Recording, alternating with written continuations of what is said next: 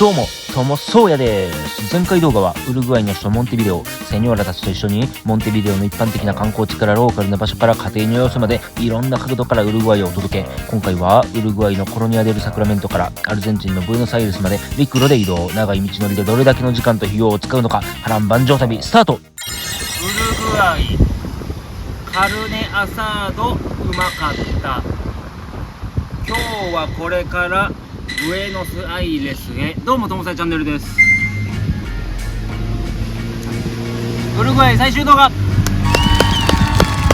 ルグアイについてね、いろいろ知りたいとか穴場が知りたいって方は前回までの動画を見てもらえたらね、僕がバンバン穴場ね紹介してるんで見てもらえたらと思います。そして今回の動画なんですけど、ウルグアイの今コロニアデルサクラメントっていう場所にいて、ここもねルガルトゥディストっていうて観光地になるんですよ。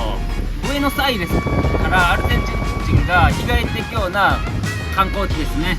そして僕は今回コロニアデルサクラメントからブエノスアイレスへ行く。まあでもね、日本人バックパッカーでウルグアイに行く人の約7割以上が基本的にアルゼンチンの首都ブエノスアイレスから船を使ってコロニアに行ってるんですよね、基本的にね。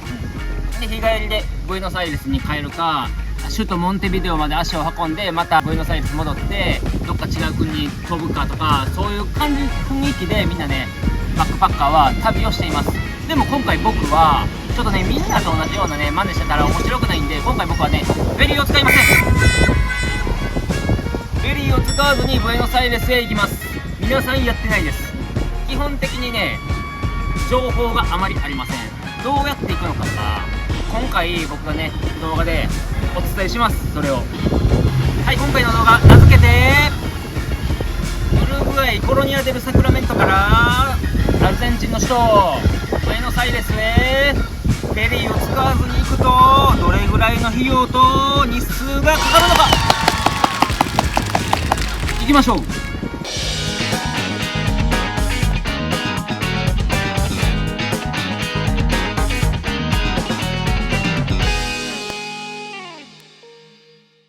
ちなみに現在3月20日昼の12時半です。で、明日は大雨の予定。さあどうなるかって感じですね、今回の僕の旅が。で、食費もどれぐらいかかるか、交通費どれぐらいかかるかとか、そういうのをちょっとねお伝えしますんで、いや面白いと思いますよ。リアルな旅です。これがバックパッカーのわざわざぐるっと回って陸路国境を経由してブエノスアイレスへ行くんでね、アルゼンチンに入ってからも結構ね距離あるんですよね。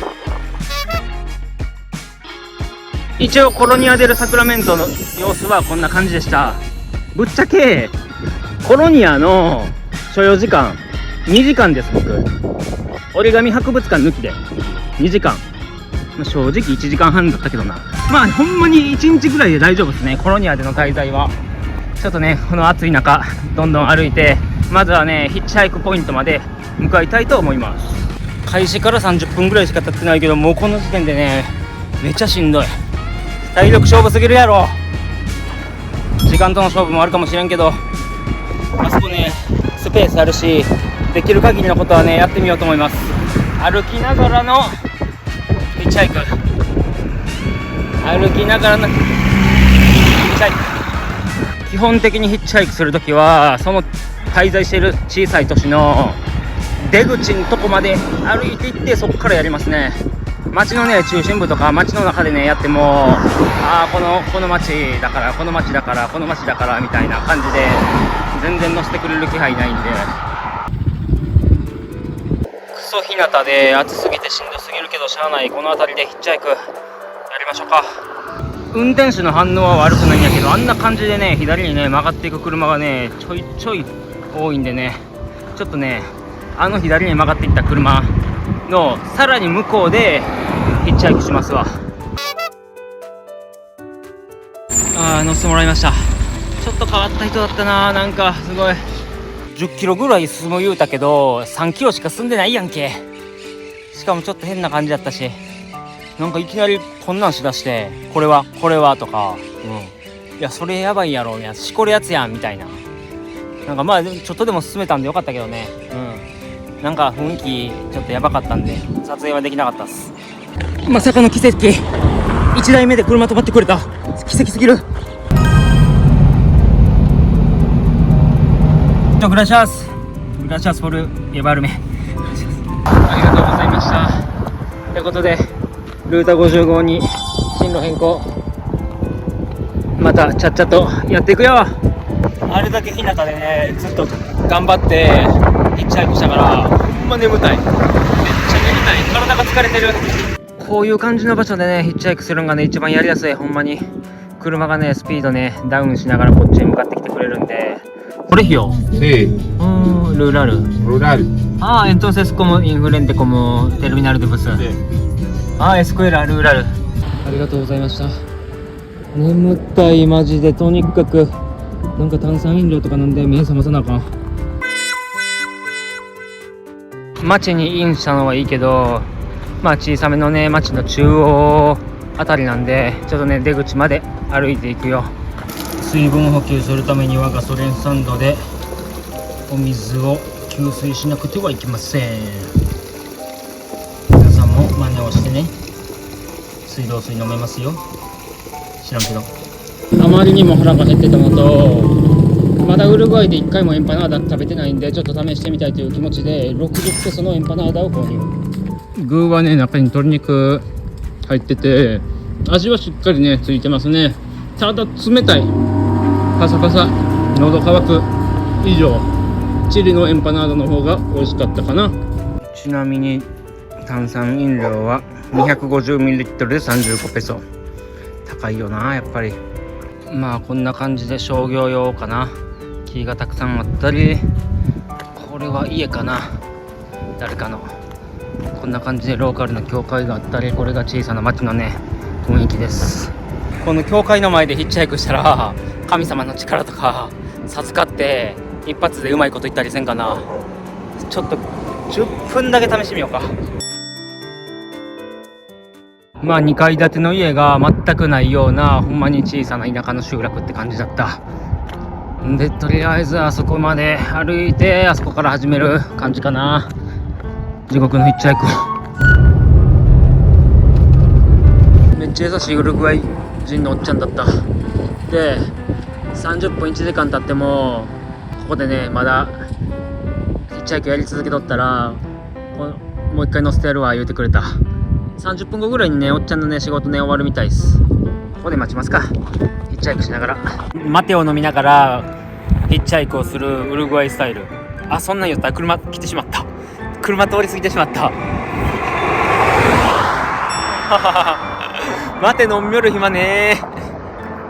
30分ぐらい待ってくれ言われたけど、まさかの10分ぐらいでおっちゃん戻ってきてフォルクスワーゲンに車が変わってました。いらっしゃいます超絶クソお世話になりました。ありがとうございます。やばいんすけど今まで出会った人というかヒッチハイクしてくれた人の中で一番大事が起きた。こんなことありえますか？こんなことありえますか？お小遣いもらいました。500ペソです。500ペソですよ。ウルグアイの500ペソですよ。日本円にしたらね2000円ですよ。やばー、びっくりした。ちょっと待て言われて、これでなんか晩ご飯食べろ言われた。500ペソですってことで、現在エンパナーダで60ペソ使ってからの500ペソをもらったので、マイナス440的な感じになるやつ。これもし自分が上野サイレスまでの旅で500ペソ以内で抑えたらどうなるんかな計算。やっべえ、めっちゃテンション上がる。ありがとうございます。さあこのままどんどん進んでいくぜ。ゴーゴーゴーゴーって言いながらくるっと回転してヒッチハイクするんやけどな、ゆっくりと。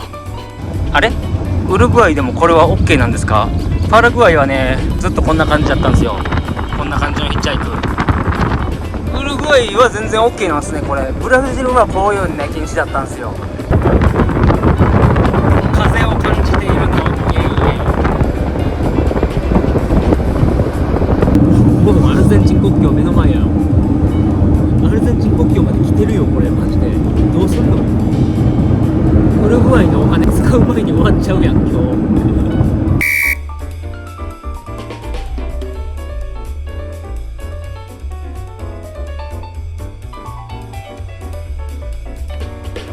りあえずバスターミナルまで連れて行ってくださいってちょっとお願いしたんですけど、こういう時にでもね、ほんまにどこでテント使えるかどうかとか見ながら移動した方がいいというか、とりあえずもうね、こうやってね車乗ってねボケっとしてるだけじゃなくてね、もう街を観察しながら、どこにレストランがあるかとか、どこにスーパーメルカードがあるか、どこでキャンプ道具使えるかっていうのをね考えながらぼーっとしてます。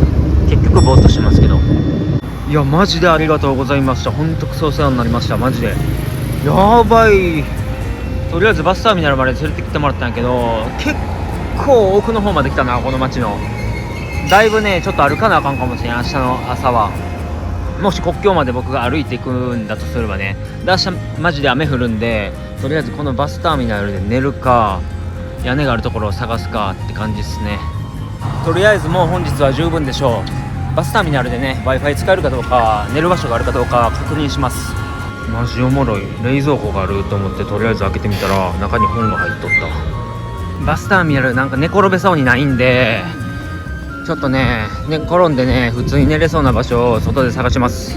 そして本日の夜はまた新しい出来事が起こりました。撮影を簡単にできる場所でもないので後でゆっくり説明します。ありがとうフライベントス、アルゼンチンとの国境の街でうまいこと夜をね明かすことができたと思うそうです。もうなんでこんなことが起こるんっていうぐらいね、もうミラクルが立て続けに起こるわ。おもろいなほんまに旅って。ちょっとまた後で話します。とりあえずバスターミナルで一旦休憩。僕にとってはポケモンセンターのような場所ですからね。ここでね携帯の充電と Wi-Fi を使っていろいろ調べ事をするよ。ちょっと落ち着いたんでね、昨日起こった出来事を今ここでね軽く話したいと思います。昨日実はねバスターミナルでちょっと休憩してから外探してたんですよ。探すっていうのはどこで寝るかっていう、今日雨降ってる降るっていうの分かってたんで、ちょっとねキャンプ道具張れる、なおかつ屋根がある場所を探してた時に、実はなんかある道におった男の子がお前レフーヒオ行けみたいな感じで言われて、レフーヒオって何って聞いたら無料で寝れるところがある言われたんですよ。でレフーヒオの意味が僕にはね分からんかったけど、無料で寝れるんだったらぜひぜひ行きますっていう軽いノリで行って、警察がちょうどおったんで警察になんか質問したら、警察がちょっと待っとるよって言って、であれみたいな、ちょっとなんか結構やばい時代になってないと思って警察が2人来て、その2人の警察が僕を警察署まで連れて行って、警察署でなんか手続きみたいなのが起こられて、めちゃめちゃその間心配だって、俺大丈夫なんかなみたいな。ほんで今からお前を連れて行くって言われて、レフーヒロっていう場所に行ったんですよ。そしたらもうマジでもうホスタル、もうゲストハウスみたいな感じの場所みたいになって、ほんまに自分と同じような雰囲気の男の子がいっぱいおるようなドミトリーハウスみたいなところに連れて行かれて、で説明聞いたらここで無料で泊まっていいから言われて、ほんでご飯もなんか無料で食べさせてもらって、無料でシャワーを浴びることができてみたいな。 Wi-Fi はなかったけど、でそこで実は1日過ごしましたね。大体もう後から分かったんですけど、僕も旅行者が行くような場所ではないですね。なんかちょっと悪い感じがして、反省してるというか、しゃあないですけどね、僕も意味わからんかって、そこ行け言われたんで行っただけのノリなんで。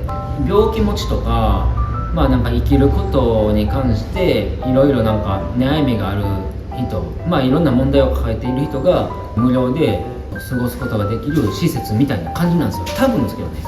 明らかにちょっとラリった感じの男の子、多分マリの花吸った後なんだろうなと思って、その子が結構いろいろ教えてくれてみたいな、そんな感じの場所に昨日は滞在してましたわ。ちょっと変わった人が集まってたけど、ただ言えることはみんなほんまに親切だった。お日本人みたいな、名前は何、おようみたいな、元気かみたいな、オラコメスタースみたいな、もうそれのずっと繰り返し、名前は何みたいな、名前は何、名前は何みたいな、でごめん忘れた、名前は何みたいな、それの繰り返しで、僕もう名前聞かんかったんですよ。みんな16人ぐらいだったかな。もう名前覚えれんし、いろんな人がもう繰り返しもうこう質問してくるんで、そんな感じで1日無料でね過ごすことができましたいやあんまりお金使ってない移動はヒッチハイクやし、寝るのは無料で寝れてみたいな感じで、そんな感じです。レフーヒョは旅行者が行くような場所ではないけど、もし何かね怪我して泊まるところもわからんみたいなちょっと困ったことがあったら、レフーヒを訪ねて行ってみるのも全然ありだと思いますよ、怪我してちょっとなんか今困ってるんですって言ったら無料で泊まれるかもしれません。アルゼンチンとの国境の街もうとにかくここまで来たらウルグアイでね買い物する必要ないんよ。そもそもアルゼンチンの方が物価安いんでってなってくると、昨日もらった500ペソ余るよな。まあそれはアルゼンチンのねペソに還元して何かに使いたいとは思ってるけど、まあその辺に座ってる現地人に聞いたんですよ、3人組に、質問するときはグループに聞く方がいいですよ。そこでいろんな案が飛び交って、まあ最善の案が返ってくるんで、ウルグアイのペソをまず一旦ドルに変えて、ドルを持ち運んでブエノスアイレスでドルをアルゼンチンのペソに変えた方がいいんじゃないかみたいな感じで教えてくれましたね。現場からは以上です。道端でお金を数えてたら、まさかの横におったおっちゃんがお金くれましたグラシアスそんなことある道端で基本お金数えるのってあんまり良くないんですよ。周りからのターゲットにされるんですよ。あいつお金持っとる、なんかお金いじっとるぞみたいな、お金後で奪ったろうみたいな。だから道でお金触るのは良くないけど、それを知りつつも僕はお金を道端で数えてたんですよ。バックパックを担いでもろ旅行者感出して、そしたら横におったおっちゃんが何も言わずに15ペソかな、パッて手のひらの上に置いて笑いながらハハハみたいなおもろいわマジで。ウルグアイツナ缶2つだけ購入しました。それにしてもね国境の街なんで物価は安いなって感じたかな。33ドルに変わったんで絶対にドルに変えた方がいいです。アルゼンチンのペソだったら28ミルペソ言われましたね。確実に US ドルに変えてください。歩いて6キロ7キロぐらいかな。まあ落ちたこういう果物とかね拾ってビタミン補給しながらヒッチハイクするポイントまで向かいます。めっちゃびっくりした。タランチュラが歩いてるやん。おー、なんかあいつら今鳥を撃ったぞ。鳥を撃って鳥を捕まえた。これが田舎ならではなんかな。軽く10分だけヒッチハイクしよう。それにしてもめっちゃ天気いいな。雨が止んだのでね、せっかくなんでねサンダルをね靴に履き替えます。また見つけたぞタランチュラ。この辺タランチュラだらけやんけ。びっくりするわ。全く車通りないのにそこ信号絶対いらんやろおいおいおいマジですか。3匹目タランチュラいますよ。マジでこんな3匹もタランチュラ見る日ある？ねえよな。怖すぎやろ上を向いて歩こうっていう曲あるけど、上向いて歩く前に下向いて歩け。マジで涙がこぼれそうになる前に血がこぼれるわ、タランチュラに噛まれたら。今ヒッチハイク中やけど車が来るかどうかとかよりタランチュラが来るかどうかを確認してしまう。車よりねタランチュラ優先なんよ。今日初のヒッチハイクを終えてちょっとだけ進んで国境到着。3分もらってさっともう一回ヒッチハイクしてブエノスアイレスに向かうよ。なんかねウルグアイ出国のスタンプを得るにはアルゼンチンでどこに滞在するかやっぱりそういう住所がいるみたいで厳しいんで、まあ友達の家で滞在するんですけど、友達の住所を聞いてる間にマテを飲んでます。もちろんね缶切りとかはないんで自分でねないことでこうやってやっていかないといけないです。パンと一緒にツナ缶はね食べました。パンはね昨日公園の近くで拾ったパンです。現在このシチュエーションでヒッチハイクをやっています。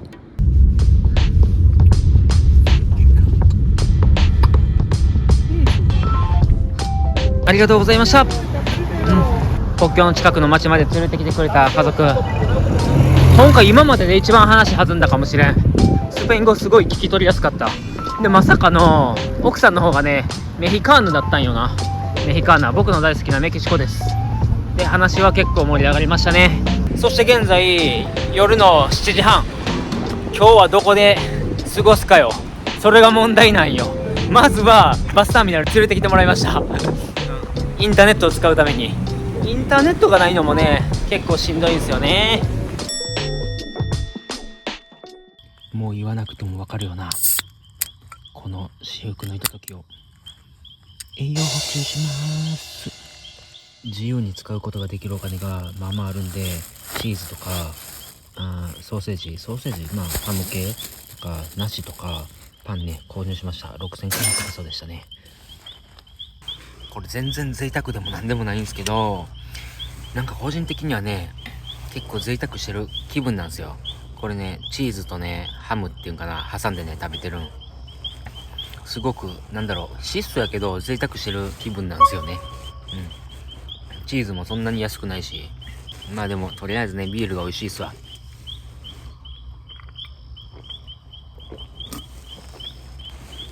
うまい、マジでうまい。テントの中でね飲むビールが最高。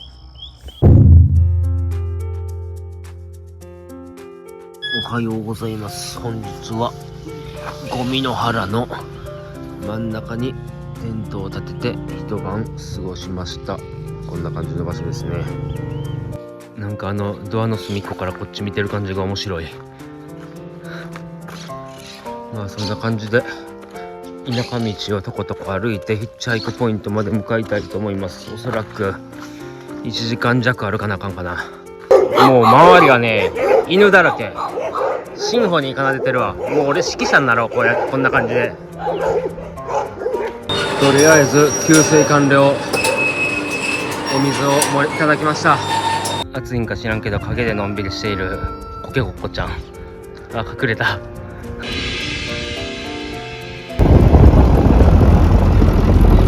アルゼンチンでもねこんな感じでね車の後ろに乗せてもらってます。わざわざ起きてきて朝ごはんや言うてね、朝ちゃうけどなんかくれた。嬉しいな、こういうの親切。ほんまにでかいマテがありまして、思った以上にガンガン進んでくれてる。めっちゃ喉乾きますね。まさかの降りるときにまだねクラッカーみたいなのもらいました。ありがとうございます。本当にもらってばっかりです。なんでここで降ろされたんかな。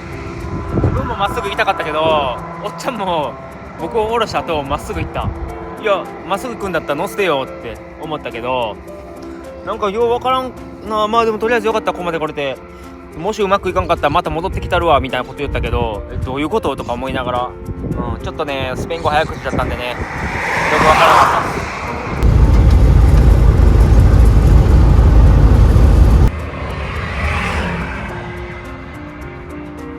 さあこれが最後のヒッチハイクになるのか。さあ車をのんびり待つぞ。このコンディションだったら1時間半は待てる。暑いけど。現在ブエノスアイレスの一歩手前の町サラテっていうところなんですよ。ブエノスアイレスの中心地の一歩手前とかで降ろされたら逆にまたしんどい。中心地の結構ねもうほんまに中心の方まで行ってほしいですね。まあサラテっていうところあるんですけど、誰か私をさらって、サラテだけに俺をさらってくれ。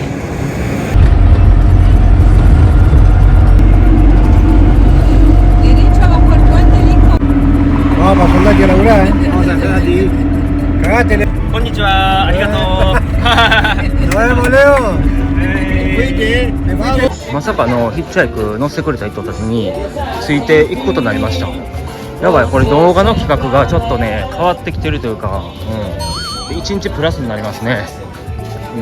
まさかの一緒にキャンプすることになったんですよ、誘われて。まあこんなこともあります。さすがカルネアサードの国なんで、カルネアサードに使うような道具がたくさん売られてますね。マテの道具とかもね。知らない人についていってはいけないと教わった友宗屋ですが、ガンガンついていく友宗屋。変わらずいろんなことが起こりますね。今日はね彼らと一緒に過ごすよ。1万ペソ札がっつり持っとったわ。で、ね、アサード用のね鍋を購入、ジュースも買ってくれました。でこんな感じのね市場の雰囲気ですね。びっくりするぐらい鶏肉買ってます。そして氷も準備完了。まだ買ってないのに食べてます。ノーパが荷物のせばに移動になりました。お前は隠れとけ言われて、これでエントラル料金無料です。僕の分。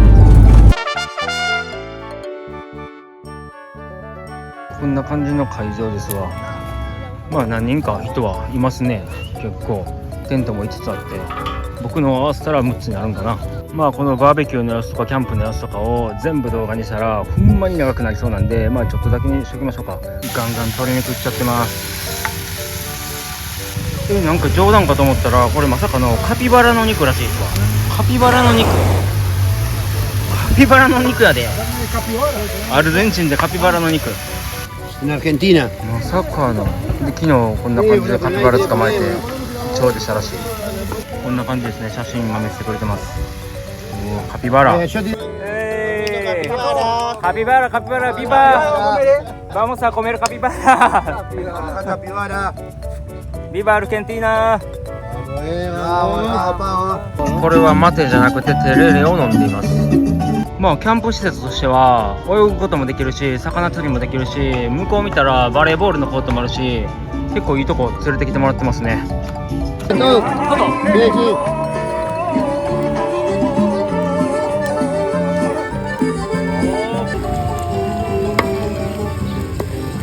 まさかのパラグアイに行ってた時に食べたレビールを今食べてます。懐かしい気持ちになりますね。テレレもあるし。こんな感じでみんなでカピバラの肉を食べていくよ。パンに挟んでサンドイッチにしている感じ。自分は豚肉っぽいと思ったけど鶏肉っぽいっていう人もいてました。あの船の名前がなんかアジア系の名前らしいから見てこい言われました。グラシアスポリンビタルメサルー。ワインいただきました。ワインいただきました。サルー。はい。まあ今は子供たちとトランプをして遊んでる。みんなのテントへの寒さ対策が半端ない。自分昨日テントになんかあんなん別にかぶせたりせんかったけどかなり寒かったんですよ。やっぱりみんなあんな感じで普通はやるんやろな。上にかぶせて寒さ対策。僕のあれなんですけどめっちゃ寒いっす普通に。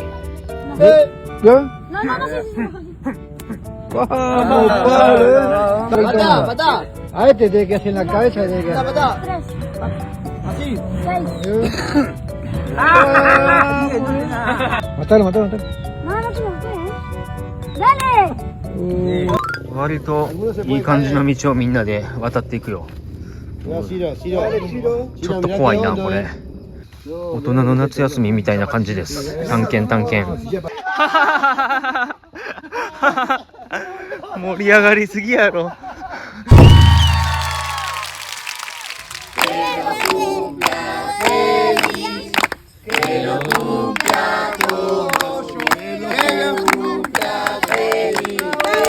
ラシャーありがとう。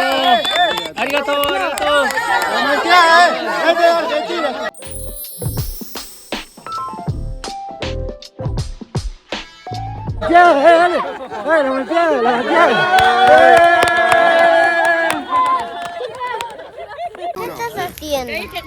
Una de las sillas de ahí. Sí, ¿no? Claro, ¿eh? Ahí está. ¿Todo bien? Todo bien. Arigato. Arigato. なかなか原始的なことをしてる。あれでなんかそのスズメを捕まえるらしい。スズメ小鳥を捕まえるらしい。だんだんと小鳥が集まってきた。餌仕掛けてから10分ぐらいは経ったのかな。だんだんと近づいてきたな。こんにちは。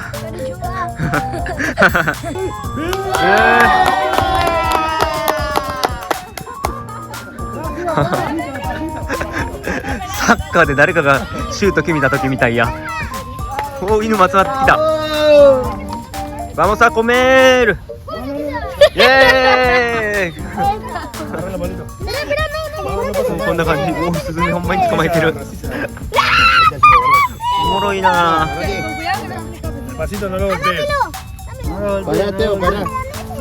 そして本日はね、朝から場所を移動して今日はね釣りをするみたいです。魚釣りをするみたいです。まあこんな感じでね釣りをしていくよみんなで。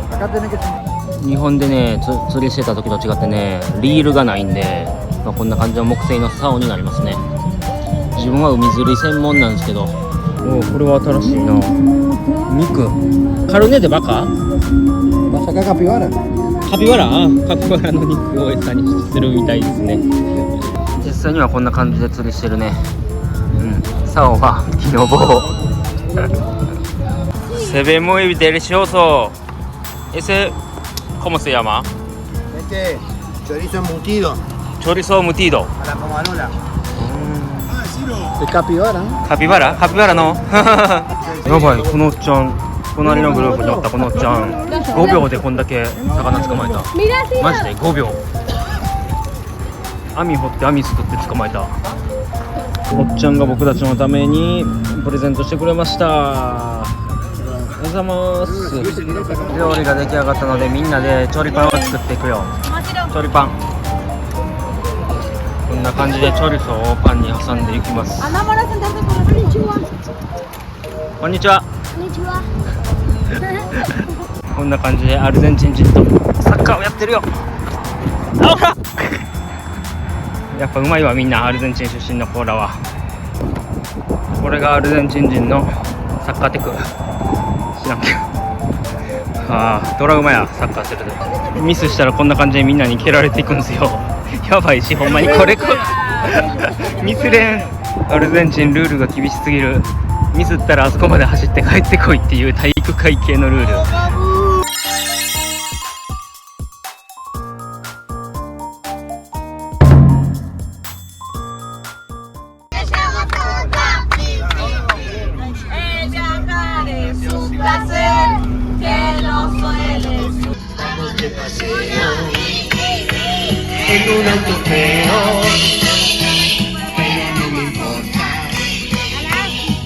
友宗谷は無事にブエノスアイレスへ到着したのであった。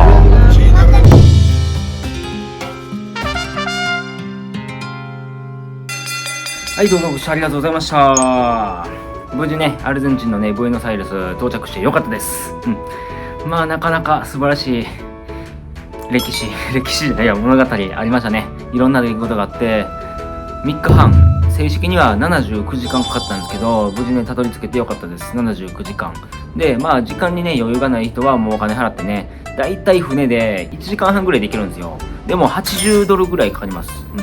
船のねクラスビジネスクラスとかそういうのもあると思うし時期にもよってちょっとね変わるとは思うんですけど、まあ大体80ドルぐらいってね今は考えてもらえたらと思います。でね僕みたいにねちょっとお金ケチりたい人はこうやってねぐるっと回ってね陸路で国境を通過していくこともできるんで、もうねこれ判明しました。陸路で国境をね通過することは全然できます。無料です。もちろんね。でヒッチハイクを駆使すると大体3日半で行けます。まあ大体3日半言うてもなんかいろいろ地元民と交流があっての3日半なんで、ほんまに地元民との交流を僕は断ってたら2日半で行けてましたね。